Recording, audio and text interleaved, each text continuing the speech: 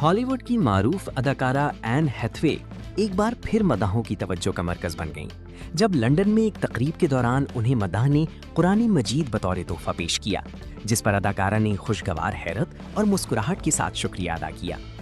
तकरीब के दौरान एन हैथवे अपने मदाहों को ऑटोग्राफ दे रही थीं कि इसी दौरान एक मदाह ने आगे बढ़कर उन्हें कुरान पाक पेश किया।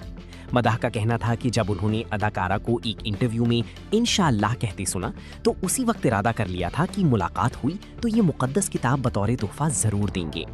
अदाकारा ने न सिर्फ तोहफा कबूल किया बल्कि मदाह के साथ तस्वीर भी बनवाई, जो सोशल मीडिया पर तेजी से वायरल हो रही है। याद रही कि गुज़िश्ता दिनों एन हैथवे की एक वीडियो भी आलमी सतह पर मकबूल हुई थी, जिसमें उन्होंने मुस्तकबिल के हवाले से गुफ्तगू करते हुए इंशाअल्लाह का जुमला इस्तेमाल किया था।